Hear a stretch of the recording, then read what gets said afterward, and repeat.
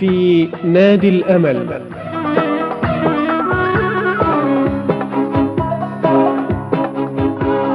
أصدقائي أصدقاء نادي الأمل، بكل الحب والأمل والتفاؤل في غد أفضل إن شاء الله، نسعد بكم في ناديكم نادي الأمل، فأهلا بكم.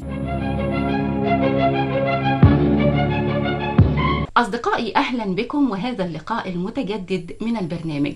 في الحقيقة لقائنا اليوم أصدقائي هو لقاء مميز. أهم ما يميزه أني لن ألتقي بضيف واحد متميز، وإنما بأسرة كاملة، أسرة كاملة واعية مستنيرة إيجابية تدعم بعضها البعض. الدعم متبادل بين كل أفراد الأسرة، كل يحفز الآخر، كل يقوم بدوره بإيجابية ويشجع الآخر على أن يقوم أيضا بدوره بإيجابية. هذه الأسرة في الحقيقة أصدقائي أسرة تتسم أولا بالإيمان، الرضا، زي ما قلت بالوعي والإيجابية والاستنارة. ليه؟ ده اللي هنعرفه من خلال حديثنا مع الأسرة. أعرفكم في البداية بأفراد الأسرة. الأستاذ سامح أسامة الأب، الأستاذة شيماء حمدي الأم، الطالب أحمد سامح. وفي الحقيقة هي قصة جميلة ومميزة مليئة برسائل، يعني هي ليست قصة لمجرد تروى للحكاية، وإنما هي مجموعة من الرسائل نتعلم منها كلنا، لأن كلنا في حياتنا بنثقل هذه الحياة بخبرات وتجارب ومواقف، سواء كانت خاصة بنا أو بمن حولنا. في البداية برحب بيكم وأهلا بيكم معايا ضيوفي في نادي الأمل. أهلا وسهلا. في الحقيقة أنا مش عارفة أبتدي منين الحكاية أو أبتدي منين القصة، ولكن أنا فعلا سعيدة بوجودكم معايا، وشايفة إن هذا التواجد من خلال البرنامج هو بمثابة مجموعة من الرسائل بنوجهها لكل مستمعينا، رسائل مختلفة متنوعة في اتجاهات مختلفة. لو بدأت مع حضرتك أستاذ سامح، وليه أنا يعني عايزة أبدأ مع حضرتك؟ إحنا عادة في معظم التجارب اللي كنا بنمر بيها بنلاقي أحيانا الأم هي المتصدرة المشهد، أو هي بطلة المشهد بطولة مطلقة، ولكن إنه يكون الأب داعم، والأب مش بيتصدر أو بيتخلف عن مشهد البطولة، ولكن له التزامات وأعباء أخرى وأمور ومهام يعني مطلوب منه توفيرها، وبالتالي الأم هي اللي بتتبنى القضية وبتكون هي المتصدرة المشهد زي ما بقول. ولكن إنه الأب يصر أن يكون إيجابي وموجود في الصورة ومشارك بفاعلية وداعم بقوة، وده اللي معرفته فعلا من أحمد قبل تسجيلنا، إنه أنتوا الاتنين بتتنافسوا على إنه كل واحد فيكم لا يتخلى عن دوره ولا مسؤوليته. فعايزة أعرف من حضرتك في البداية أستاذ سامح، الحكاية حكاية سامح، حكاية أحمد بدأت إزاي بالنسبة لرحلة فقد البصر؟ بسم الله الرحمن الرحيم، والصلاة والسلام على أشرف المرسلين سيدنا محمد وعلى آله وصحبه وسلم. بس طبعا في نقطة مهمة جدا حضرتك قلتيها، إن هي البطل الداعم في الموضوع هو والدته.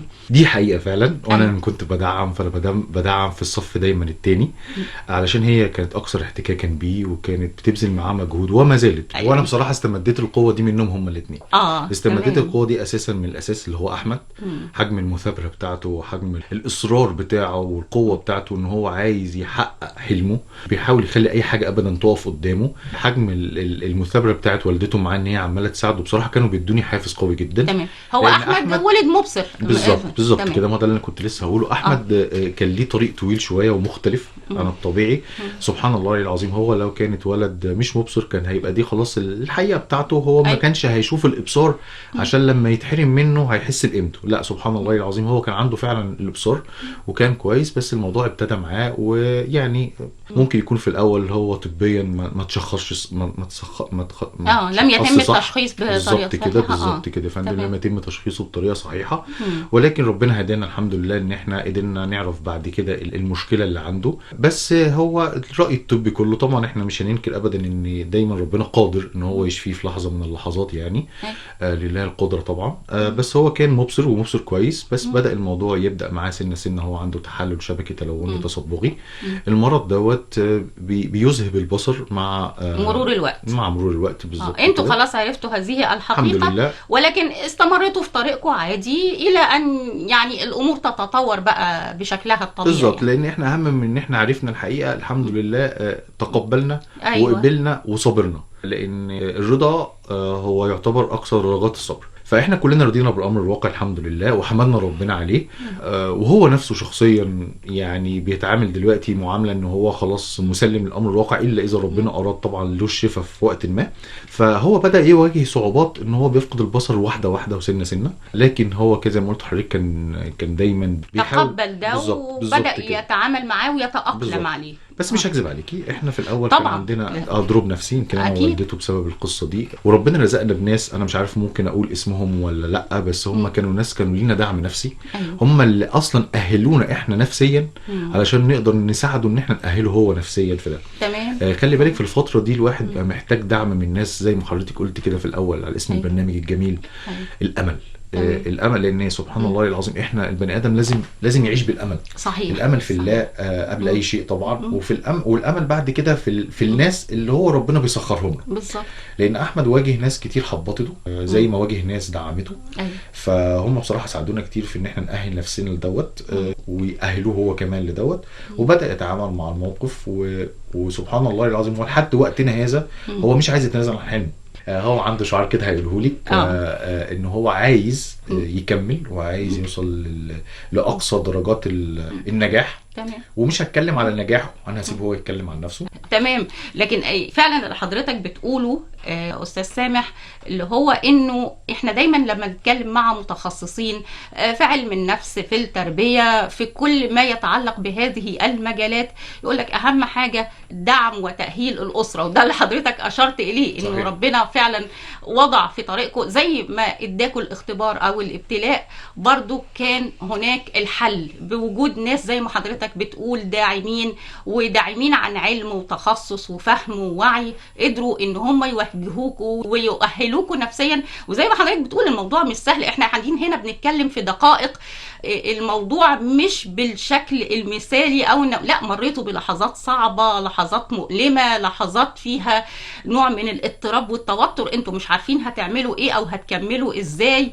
يعني الموضوع ما جاش طبعا سهل، ولا ده هو سهل دلوقتي واحنا بنتكلم فيه بعد ما تجاوزتوا هذه المراحل الصعبة وبدأت ثمار النجاح. نستكمل بقى ثمار النجاح مع الأستاذة شيماء، وعايزة يعني أعرف الأستاذة شيماء يعني ليست ربة بيت، أنت أيضا امرأة عاملة مفتش آثار بوزارة السياحة والآثار، فكونك برضو عندك هذه المسؤولية إلى جانب عملك فده شيء يعني أنت برضو ليكي كل التقدير والإشادة عليه. يعني فتكلميني عن تجربتك مع أحمد، أنت عايزة تقولي إيه لكل أم تمر بهذه التجربة، خصوصا لما يكون يعني عندها ابنها أو بنتها ولد مبصر ما عندوش أي مشكلة يعني وماشيين في مسار الحياة العادي، ولكن يعني بتحصل المفاجأة من القدر لحكمة يعلمها الله سبحانه وتعالى إنه لا الأمور دي هتتغير، هذا المسار هيتغير. حابة إيه تقولي من تجربتك ومن خلال تجربتك لكل أم أستاذة شيماء؟ طبعا في الأول بشكر حضرتك جدا على إتاحة الفرصة دي، وبشكر كل حد وصلني لحضرتك. في شخصيات عزيزة جدا على قلبي ربنا سبحانه وتعالى حطها في طريقنا عشان تدعمنا الدعم النفسي اللي حضرتك بتقولي عليه. طبعا أنا فخورة بأحمد مبدئيا، وحاسة ان هو كان أساس النجاح اللي هو وصل ليه. احنا مجرد داعم. طبعا والده ليه الدور الاول ان هو فعلا مخليني حاسه ان انا مسنوده ومش خايفه من الدنيا. يعني انا ما بيبقى في اي موقف مش بعرف اتصرف فيه هو بيلحقني دايما. هو ما شاء الله يعني سريع البديهه اللي احنا بنقوله انه هناك شريك داعم وداعم بفاعليه وقوه، وده المميز في اسرتكم في الحقيقه استاذه شيماء. يعني طبعا احنا اسرتنا مكونه من 6 افراد. احمد ليه 3 اخوات غيره. احمد اول او الابن او الفرحه. طبعا تمام. كان كل الاهتمام منصب عليه مم. في الاول، من كل عيلته، من جدوده، من جداته، يعني هو كان الابن المدلل. وكان امور جدا وهو صغير، عينه ملونه وشعره اصفر، فكان من الاولاد الجمال اللي الناس كلها كانت بتشيد بيهم، وكان شاطر جدا من هو صغير، والحمد لله ما كانش عنده اي يعني علامات النبوغ والتفوق ظاهره بشكل مبكر من الصغر. يعني هو احمد كان من الاولاد المتفوقين من ساعه ما كان في المرحله الحضانه يعني. تمام. وكان كانوا مسمينه سقراط بالمناسبه. يعني هي دي نقطه انا برضو عايزه اركز عليها، انه زي ما انا كأب او ام بشوف ابني او بنتي، بخليه هو يشوف نفسه والناس تشوفه. يعني اقتناعي بقدرات وامكانيات وتميز ابني هو اللي بيخليه هو نفسه يثق في نفسه ويشوف مميزاته دي، والناس كمان تبقى مقتنعة بيه وتشوف. طبعا هو بصراحة زي ما بقول لحضرتك كده كان مشجعنا على كده، وكنا عايشين فترة طويلة ان هو طبيعي جدا، وكان بيتمرن سباحة وخد كذا ستار، يعني خلص الستار ودخل التيم وكان ماشي في الطريق بتاع السباحة. كان بيتمرن كورة، كان حافظ القرآن الكريم، بيحفظ من هو عنده 3 سنوات. يعني انا اول ما لقيته بيردد الكرتون نزلنا المقرأة على طول، فبدأ يحفظ، فكان ولد عادي جدا. لما كان عنده حوالي 11 سنة بدأت الاحظ ان في حاجة غريبة في تصرفاته، مش شايف حاجات معينة عادي المفروض ان هي واضحة قدامه، في اماكن مغلقة شوية احس ان هو مش شايف زينا، في حاجة غلط. فطبعا حاولت مع الدكتور وبرضو يعني احنا بنتابع مع احمد من وهو عنده 4 سنين او لابس النضاره ما بيقلعهاش. احنا ودينا الطبيب وما كانش اكتشف ان هو عنده اي مشكله طبعا، ولا عنده اي تحلل ولا اي حاجه. هو كان ضعف بصر عادي جدا، انا اعتبرت ده ضعف بصر، وزي كتير لابسين نضارات فخلاص بالظبط كده عادي خالص، احنا ما عندناش اي مشكله يعني. لحد لما لقيت بقى الموضوع بدا يظهر عليه، فبدات اقول لبابا بص في حاجه غلط، انا متاكده في حاجه غلط. طبعا رحت واصريت للدكتور ان في حاجه مش مظبوطه، والدكتور يفحصه ويقول لي لا ده ما فيش مشكله. ودينا للدكتور و2 و3، وبعدين لما اصرينا بقى وبابا اصر ان لا الولد عنده مشكله، لدرجه ان انا قمت طفيت للدكتور النور عشان يشوف المشكله اللي انا بشوفها في البيت. حاولنا بقى نعمل اشعاعات وفحوصات خاصه بالشبكيه. طبعا لما رحنا اكتشفنا ان هو عنده مشكله في الشبكيه، وطبعا الدكتوره حاولت تفهمنا بطريقه او باخرى ان الموضوع ده هيبدا يتدهور، مش هيفضل على الحال. بس طبعا احنا ما كناش مستوعبين ولا متقبلين ولا فاهمين الحاله، عشان احنا ما شفناش الحاله دي قبل كده ولا حتى سمعنا عنها. بالظبط، حاله نادره مش متكرره. فبدا عندنا اللي هو تردد، احنا خايفين لا انه ده يحصل فعلا، ما حدش يقول لي كده، انا مش مستوعبه ده. ايوه دي بقى تجربتك اللي انا عايزه اسمعها. بدانا بقى نروح لدكاتره كتير، وانا كل شويه اقول لا مش ممكن، لازم يكون في علاج، لازم يكون في حل. يعني ايه ما فيش علاج يعني؟ ونروح لدكتور و2 و3 ونعمل فحوصات، وكل الاجمع ان لا ده حاجه لسه العلاج بتاعها ما وصلنا لهوش، وهو لازم يحافظ على عينه بطريقه معينه، والحمد لله ولازم نرضى بقضاء ربنا. طبعا انا مريت بفتره نفسيه مش سهله خالص خالص. مش هقول لحضرتك بقى ان انا كنت بقفل على نفسي الاوضه وكنت ببكي، بس ما كنتش بحسسه نهائي ان هو انا زعلانه. بالعكس انا كنت دايما في ظهره، دايما بدعمه واقول له عادي، وايه المشكله واحنا راضيين بقضاء الله، واقول لنفسي واصبر نفسي بصوت عالي. يعني الكلام اللي انا كنت بقوله له كنت بصبر بيه نفسي. لحد ربنا سبحانه وتعالى ما حطني في حته معينه كده كانت خاصه بشغلي، خلتني اعرف ناس متخصصين لذوي الاحتياجات. وربنا كرمني ان انا ابقى في وسط الاولاد ذوي الاحتياجات واشوفهم هما بيتعاملوا واشرح لهم بنفسي. كنت في الاول موجوده في متحف امحاطه في سقاره، فكان بيجي لنا زيارات من ضعاف البصر والمكفوفين، وكنا بننزل معاهم ونشرح لهم بنفسنا. طبعا كنت لما بشوف الشكل كنت ببقى بنهار في الاول وما بقدرش، وبعد كده لقيت لا، الاولاد طبيعيين. شاء القدر ان يؤهلك نفسيا انك تمري القدر بالتجربه. فعلا. بالظبط، الاولاد طبيعيين. في منهم متزوجين، في منهم اصدقاء لينا لا عادي عايشين حياتهم، مفيش مشكله، وناجحين في شغلهم وواصلين لمناصب كويسه، فليه لا؟ بالظبط. لا احنا بس لازم. حضرتك ما شفتيش ده لانك ما لم تمر بهذه خالص التجربه، ما مرناش. فبالتالي كان احمد بالنسبه لنا التجربه الاولى. فبدات بقى يعني لا خلاص بقى فعلا ارضى رضا حقيقي. وسبحان الله العلي العظيم، هو ربنا كان بيوديني لشخصيات ناجحه علشان اتاكد ان ابني باذن الله يقدر يوصل. مرورا بقى بالمدرسه التكنولوجيه دي، كانت برضو يعني فارقه في حياه احمد. هو اصر عليها رغم ان كله كان بيقول له انت مش هتقدر تكمل فيها، والى الجامعه التكنولوجيه رغم ان كله قال له مش هتقدر تكمل فيها. وكانت بدات خلاص المشكله تظهر، وبالفعل خلاص من ثالثه اعدادي في امتحانات الترم الثاني بدات بقى تظهر المشكله. ورغم ذلك اصر على انه يدخل هذه المدرسه التكنولوجيه اللي هي بتعتمد على حاسه الابصار بشكل كامل. يعني المنطق بيقول كده. يعني انا مش هقدر اتكلم عن احمد في الحته دي. تمام. هو اللي لازم طبعاً يوصل. انا بالنسبه لي كده قلت لحضرتك التجربه بتاعتي مع احمد في الرحله. انت قدرتي تتقبلي، انت طبعا طبيعي مريتي بالمراحل الطبيعيه الفطريه النفسيه اللي بيمر بيها اي انسان مع تجربه او موقف جديد، وهي الاول عدم التقبل، ولكن قدرتي انك تتجاوزي هذه المرحله. وطبعا قدرتي تتجاوزيها اولا بقوه الايمان وبوجود الداعمين اللي من حواليكي، على راسهم طبعا الاستاذ سامح ده بالتاكيد. يعني ننتقل بقى الى نجم القعده.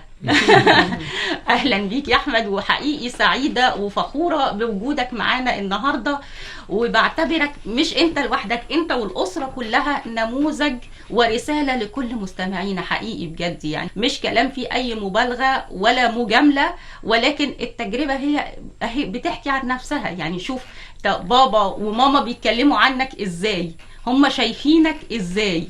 اولا انا سعيده بوجودك معايا، وتعرف نفسك لمستمعينا الاول.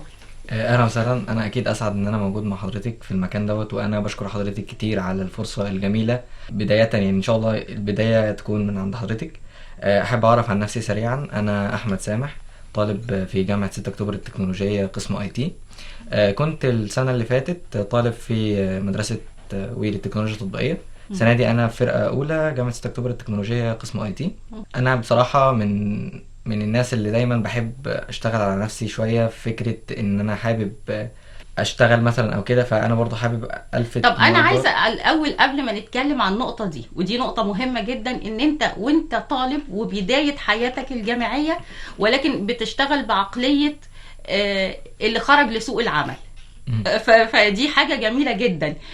ولكن الاول انت لما بدات الحكايه وبدات تحس انه انت مش شايف الاول بطريقه طبيعيه، النظر بيقل تدريجيا، ده ما خلاكش في فتره من الفترات مثلا تفكر او تتردد انك هتغير انت من البدايه حابب المجال التكنولوجي، حابب مجال الكمبيوتر وعلوم الكمبيوتر والحاسب الآلي والكلام ده كله، ولكن هذا العرض بقى اللي دخل حياتك او هذا الحدث اللي دخل حياتك بشكل مفاجئ وجديد خلاك تتردد في لحظه ولا لا؟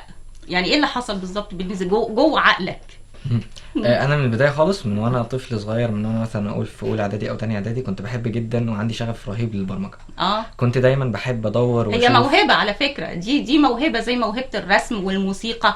بتلاقي الانسان اللي مشدود للتكنولوجي والبرمجه والكلام ده، دي بتبقى حاله ملكه، يعني زيها زي اي موهبه، بيبقى صعب قوي ان الانسان يتخلى عنها.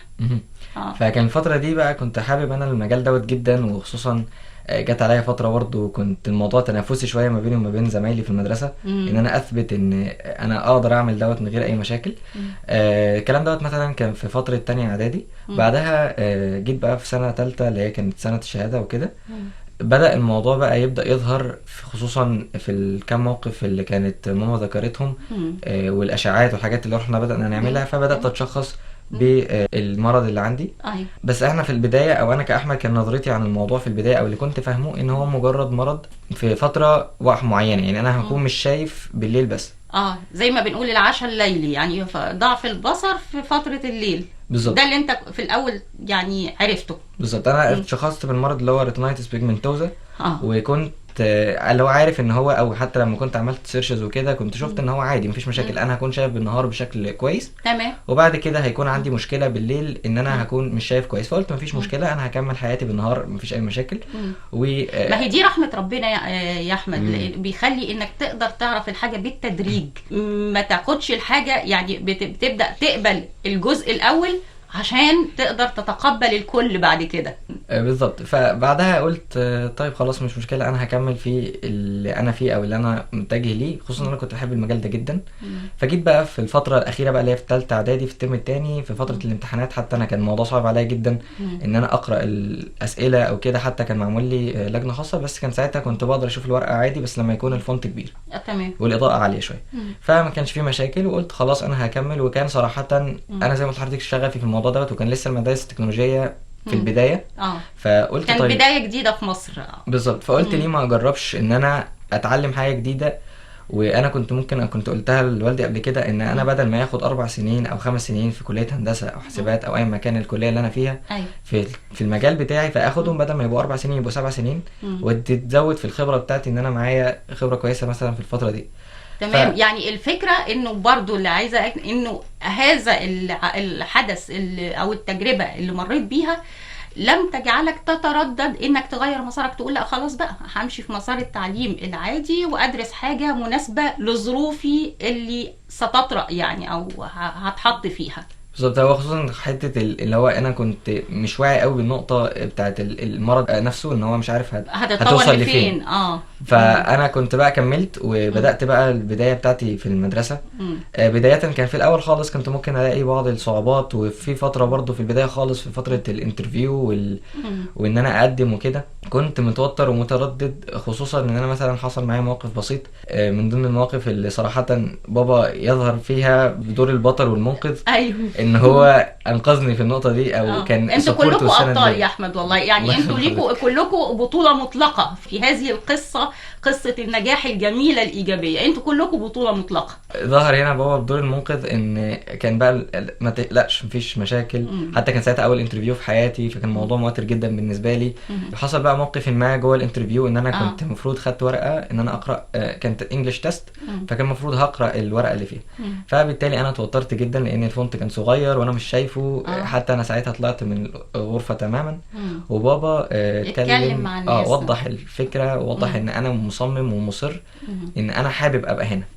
لان انا شايف ان مبدئيا هي اصلا يعني وصولي للمدرسه كان حصلا صدفه بحته، قدر من ربنا سبحانه وتعالى ان انا اكون في المكان دوت، عشان ربنا سبحانه وتعالى يديني الفرصه ان احاول اتميز في مكان فيه ناس ما عندهمش مشكله.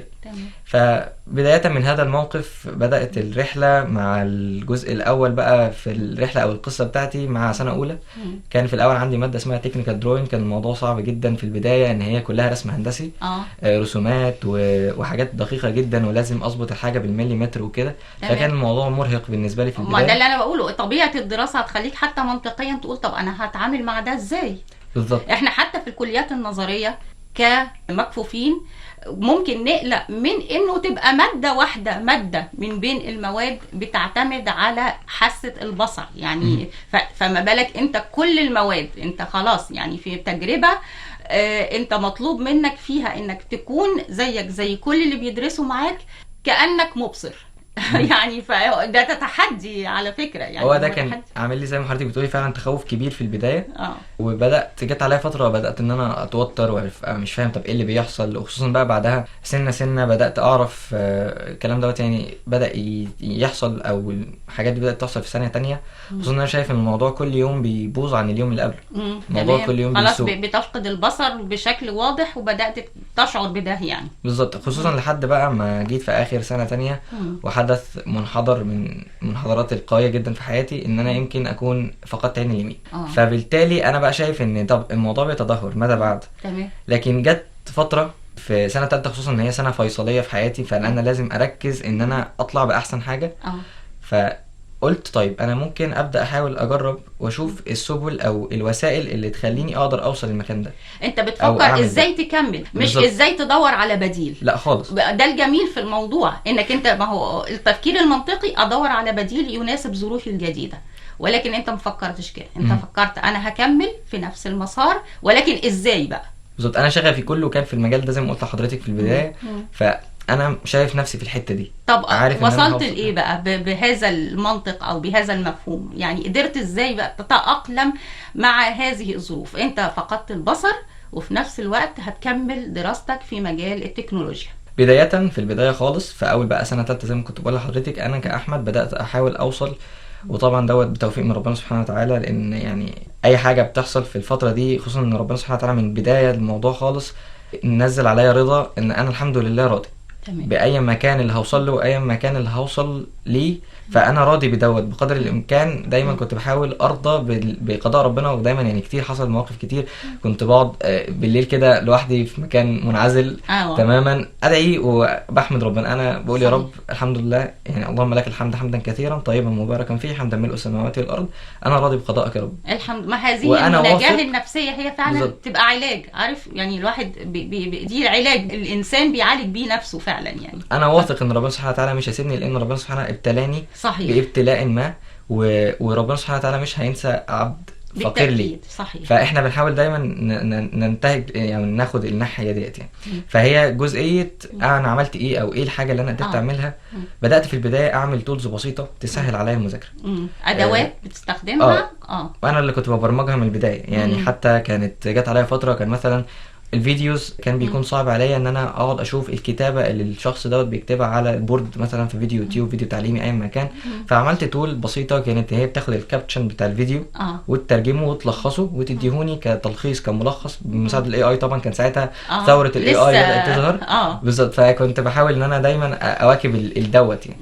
فعملت حاجه زي كده بالاي اي وان هي تلخص لي الموضوع شويه. كنت اشتغلت على تول او يعني اكتشفت بقى ساعتها ان طلعت حاجه موجوده فعليا، ان في فكره الهاي كونتراست. كان ساعتها لسه يعني انا عاده لو حاجات بسيطه خيالات في الحاجات مثلا اللي حواليا اللي ممكن تمر بنفس المشكله دي. بالظبط. انت طبعا سمعت اكيد برضو عن التقنيات التكنولوجيا المساعده المتاحه في هذه الفتره كانت بالظبط. في الوقت دوت انا بقى في بعد ما خلصت الترم الاول في سنه تانية ودخلت في الترم الثاني كان في سوري سنه ثالثه، دخلت في الترم الثاني كان بقى بدات اتعرف على ناس بصراحه يعني انا بشكرهم جزيلا لدورهم الفعال جدا في حياتي، ان بداوا يواجهوني ان انا اتحرك ازاي، امشي ازاي، انا هروح فين. خصوصا ان انا ساعتها كنت بدات الموضوع كمان في البدايه كنت معتمد على الهاي كونتراست بشكل كبير ان انا ابقى شايف الحاجه. فبدا الموضوع يتدهور ان انا ما ببقاش شايف اصلا حتى الهاي كونتراست. بالظبط. فاللي هو طب ما العمل يعني ايه الخطوه اللي جايه. فالحمد لله ربنا سبحانه وتعالى سخر لي من الناس المجتمع الجميل اللي انا كنت فيه، وطبعا اولهم بابا وماما واختي ربنا يديهم الصحه يا رب ويخليهم لي. ان هم يوجهوني للجزئيه دي ان ازاي اقدر اتعامل مع الحاجات دي. فوقفت بقى ساعتها حاجه السكرين ريدرز. ايوه تمام. دخلت بقى في مجال التقنيات التكنولوجيا المساعده بالظبط الاكسسبيليتي. وانا دايما حتى بركز في كل شغلي وفي كل المشاريع اللي شغال عليها ان انا احط كل حاجه اكسسبل للشخص، اذا كان ذوي همم بصريه او ذوي همم سمعيه او ذوي همم حركيه، ايا ما كان نوع الهمه ايه. انا دايما بكون مركز ان ليه ما اخليهوش يتعامل مع الحاجه اللي قدامه كبني ادم عادي ما عندوش اي مشكله، لان دي مش مشكله، ده ابتلاء من ربنا، اختبار من ربنا سبحانه وتعالى بيختبرك بيه. تمام. فانا ليه احسسه ان هو عنده حاجه، ليه هو مختلف يعني بالزبط. هو مش مختلف، هو يقدر هو متميز بالظبط. ده حقيقي زيك كده بالظبط يعني متميز مبدع مبتكر، يعني يقدر ان هو يطوع الامكانيات المتاحه ليه بحيث ان هي تخليه يقدر يتعامل مع ظروفه ايا كانت هذه الظروف، زي ما بتقول كده سمعيه بصريه حركيه ايا كانت يعني. بالظبط. وفي بقى الفتره بقى بتاعت الترم الثاني دي كانت بدايه الاكشن كله. لان احنا كنا بدأنا نتحرك بقى في اجراءات اللجنه الخاصه. تمام. عشان انا محتاج لجنه خاصه وكانت سنه شهاده وكده، فلازم بقى اجراءات حكوميه واوراق وكده. بدأنا نتحرك في هذا المجال او هذا الاتجاه. الفتره دي كانت فتره غريبه وجديده علينا وعلى الناس. استاذ سامح، يعني انا برضو قبل ما يكمل احمد، لما جيتوا تقدموا له في هذه المدرسه وبهذه الظروف، بالتاكيد احنا يعني عشان نتقبل حاجه غير تقليديه او حاجه احنا مش متعودين عليها، بيكون في نوع من التردد او الرفض من جانب القائمين على الامر. حضرتك انت عملت ازاي مع هذه المساله؟ يعني قدرت تقنعهم ازاي؟ او صليت صلاة استخارة في الفترة دي. أنا واجهت فعلا صعوبات كبيرة أوي. بس سبحان الله العظيم، يعني زي ما انا مثلا ابني كفيف، انا عايزه اقدم له في كليه الطب، انا عايزه افهم مستمعينا قد ايه انا بحاول اخترق حاجه المجتمع يعني مش قادر يستوعبها. بالظبط. يمكن احمد ذكر دوت ان هو في الانترفيو اصلا المدرسه دي مدرسه من المدارس قويه جدا. تمام. وليها مواصفات قاسيه جدا اصلا في قبولها. تمام. وهي دي سبحان الله العظيم برضه، وعلى راي احمد دي كانت السنه اصلا الثانيه اللي فاتحه فيها المدرسه. يعني ما كانش فيها اصلا غير دفعه سنه اولى بس. يعني لما قدم احمد انت من الرواد كده يا احمد يعني. لما قدم فيها احمد كانت سنه ثالثه مش موجوده لسه. ما كانش لسه في الدفعه وصل للسنه ثالثه، فكانت ظروفها قاسيه جدا. ولما حصل فعلا ساعتها الانترفيو دوت يعني حسيت من كان انترفيو مع 5 اشخاص. هتعمل ايه؟ هتقول لهم ايه؟ لقيتهم رافضين الفكره. أيوة بس تمام. سبحان الله العظيم بعد طبعا زي ما قلت لك هي صلاه الاستخاره اصلها فيها ميزه ان هي بتيسر كمان للانسان صحيح. امره. لما بيكون ربنا كاتب هذا المسار للانسان فبيسره له. فانا وصلت لهم اصرار احمد وان احمد مصمم ادوا له الفرصه. بالظبط. التجربه هي الفيصل. بالظبط. وان احمد لازم يدخل المدرسه دي باذن الله، علشان هو انتوا كده لو ما دخلتوهوش المدرسه دي هتبقوا بتقضوا على حلمه. ايوه. وهو ملوش ذنب في الوضع اللي هو فيه. صحيح. حتى هم ساعتها كانوا بيتكلموا معايا في فكره يا فندم احنا ما عندناش مانع قد ما ان احنا اولا ممكن تكون الرولز بتمنعنا، ثانيا هو مش هينجح فانت كده بتجني عليه. ايوه تمام. فقلت لهم هو صراحه انا خيرته وسالته وهو قالها لي كده صراحه انا عايز احقق الحلم دوت وانت تساعدني بكل الطرق الممكنه. وحضرتك مقتنع ان هو ادام مصر على حلمه يبقى هو يقدر بمشيئه الله يحقق. هي دي بقى بمشيئه الله، طالما هو فعلا مصر على حلمه ربنا ان شاء الله هيساعده فيه. وساعتها هم حتى مضوني على اقرار. تمام. على مسؤوليتك. ان الولد لو احنا جينا في سنه من السنين ما لقيناهوش بيحصل واضطرينا ان احنا نرفده، انت اللي هتتحمل المسؤوليه كامله وهتدفع له كمان المصاريف بتاعت المدرسه. لان هي المدرسه دي اصلا مدرسه مدعمه من وي. فهي بيتصرف فيها فلوس كتير بس بيبقى مدعمه، الطالب مش بيدفع فيها فلوس. في الاول كانت هي كده. فقالوا لي احنا لينا الحق ان احنا نرفده في اي وقت كده صراحه. اذا لم يستطيع ان يساير او يواكب الدراسه وما قدرش انه يجتاز اللي مطلوب منه، فبالتالي مش هيقدروا يكملوا معاه. بالظبط كده. كان ردي متحمل هذه المسؤوليه. كان ردي عليهم واضح، قلت لهم اكتبوا اللي انتوا عايزين تكتبوه وانا همضي عليه من غير ما افكر. يعني ايه يا فندم من غير ما تفكر؟ هو كده الموضوع كده ماشي معايا بما يرضي الله، انا همشيه كده. يعني هي باراده ربنا بعد الموضوع. وفعلا خدنا القرار دوت. وسبحان الله العظيم كانت النتيجه ان هو طلع من اوائل المدرسه. جميل. ما ده بقى اللي احنا هنقف مع احمد. نرجع يعني على احمد في الحته دي. طب قولي الاول قبل ما نبدا قول لي شعارك بقى في الحياه، لان انا قبل ما انسى، لان كان بابا قال لي انك ليك شعار في الحياه انت بتتحرك من خلاله. ايه شعارك في الحياه؟ هي الحاجه دي يمكن نكون واجهتها بقى الفتره الاخيره، ان التكنولوجيا ليست حكرا على المبصرين. دي حاجه انا دايما بقولها. لان انا اتحطيت زي ما حضرتك اخدت بالك في النقاش بشكل عام، ان كنت اجي انا عندي القابليه او المميزات او ان انا اكون في المكان ده، لكن كان اجي اقف عند نقطه ان انت مش هتكون شايف. نروح نعمل شويه اجراءات في العاصمه هناك في الوزاره عشان كان الموضوع يختلف كتير وحاله جديده وكده زي ما قلت لحضرتك، فكان لازم نشوف هنعمل ايه. تمام. انت اللي فتحت الباب او المجال امام بقى من سياتي بعدك. يعني انت قدمت نموذج ونجحت وتميزت، وبالتالي لم يعد هناك مبرر لاني انا ارفض حاله مثلا جايالي بعد كده. ساعتها حتى كانت الجزئيه دي كانت حتى انا ساعتها ممكن تكون دي الشعله اللي ولعت في الموضوع، ان انا لازم اثبت ان انا اقدر عادي. تمام. لان حتى لما والدتي راحت هناك الشخص اللي كان مسؤول هناك يعني قال لها هو ازاي هنا اصلا، هو ازاي هو اتفاجئ يعني عديته كل ده ازاي وكل السنين دي بالظبط. عدى ازاي سنه اولى وسنه ثانيه وهو وصل ازاي لثالثه ومش هينجح فيها. يعني احنا وصلنا للمرحله طب اللي نجح في اولى وثانيه مش هينجح في ثالثه؟ يعني ما هو برضو الانسان ما يكونش عائق. يعني لم يستطع انه يفعل شيء، بس حتى على الاقل يعني لا تكون عائق او محبط. يعني بالظبط. هو انا كان ردي عليه حضرتك ممكن ترجع للتقديرات بتاعته. بس ما انا بقول كده احنا عندنا اولى وثانيه عشان احنا متفوقين في المدرسه. مش مجرد بنعدي وخلاص، يعني مش بنعدي وخلاص. احنا خصوصا ان والدته كانت واخده معاها كميه سيرتيفيكيتس غير طبيعيه. احمد في السكول اصلا شارك في حاجات كتير قوي مجتمعيه، وشارك في مسابقات كتير جدا واخد فيها شهادات تقدير. تمام، ما هو ده بقى اللي عايزين نقوله يا احمد. أنا يعني انت جاي في... أهو. انا الحمد لله كنت في المدرسه، كنت ليدر فصلي اول سنتين. كنت ليدر الفصل بتاعي اساسا، لان احنا المدرسه عندنا كانت ماشيه بنظام ليدرز، ان هو كل كلاس بيكون ليه ليدر، والمدرسه نفسها بيكون ليها ليدر عام وكده. انت كنت الليدر بتاع الفصل بتاعي في سنه اولى وسنه ثانيه. وفي سنه اولى كنا شاركنا في ايسف بمشروع كده كان بسيط، كان عباره عن روبوت بيلم الزباله وكده او الجاربج بشكل عام في ايسف. وصعدنا بيه، يعني صعدنا بيه لمرحله كويسه الحمد لله، صعدنا فاينلز. وكان الموضوع تجربه جديده بقى، وكنت خصوصا ان انا كنت لسه في سنه اولى، فالموضوع كان بالنسبه لي متحمس بقى. وبالنسبه اللي حواليا اللي هو انت يعني في سنه اولى لسه وصلت لده، فدي حاجه جميله. وبصراحه برضه عشان نكون احقاقا للحق، كان في زي ما كان في المحبط كان في المشجع. في شخصيات كتير في حياتي صراحة، كان زي في الوحش كان في الكويس، المشجع طبعا زي ما قلت لحضرتك. فاتصعدت في ايسف، ودي كانت اول سنة خالص. سنة تانية كنا دخلنا برضو انا وصديقي مسابقة برضو ايسف برضو، بس ما كناش الحمد لله كل حاجة ما وصلناش فيها لمراحل كبيرة. من خلال المدرسة ولا من خلال المدرسة. هي الاول سنة كنا صعدنا ادارة وبعد كده محافظة، وتاني سنة صعدنا ادارة بس، لكن المحافظة جلت مننا السنة دي يعني. معلش. وفي سنة تانية برضو كنا دخلنا الاي سي بي سي، مسابقة كومبيتيشن بروجرامينج او كومبيتيتيف بروجرامينج يعني. كنا دخلنا فيها والحمد لله برضو حققنا مستوى كويس وتصعدنا للفاينالست. والحمد لله يعني ايه، ناويين السنه دي حتى ان انا اكمل في الموضوع واخش المسابقه دي تاني واصعد بقى للاي سي بي سي او الاي سي بي سي، ربنا يكرم باذن الله ان شاء الله. يعني انت كنت بتقود الفصل بتاعك، انت بالزبط. كنت القائد.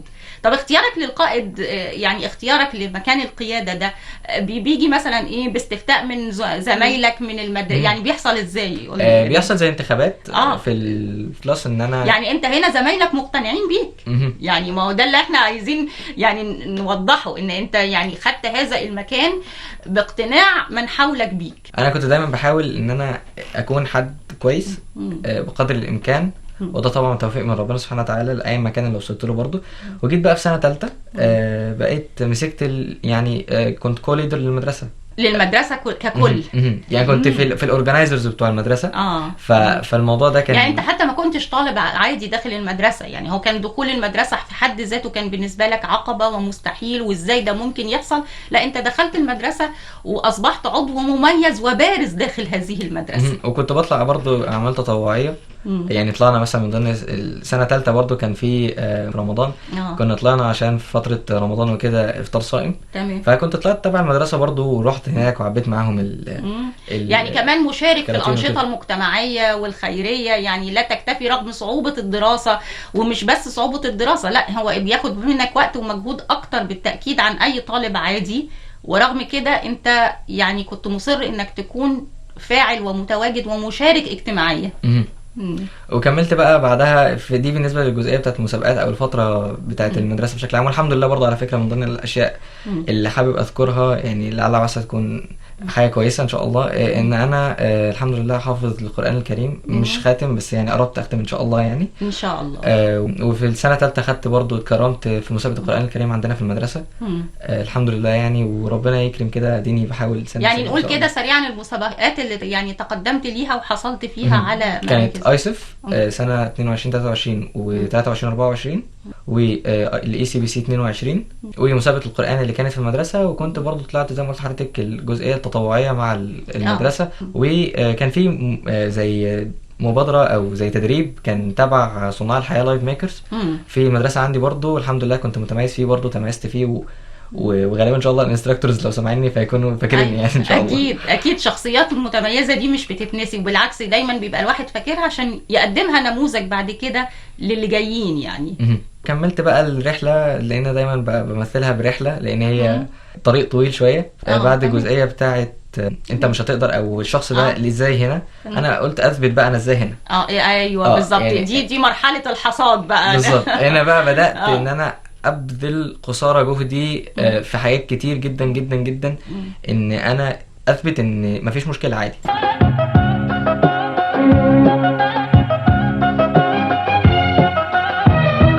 أصدقائي، بالحب التقينا وعلى الأمل يتجدد اللقاء، ونادي الأمل دائما جسر من الحب بينكم وبين إذاعتكم القاهرة الكبرى.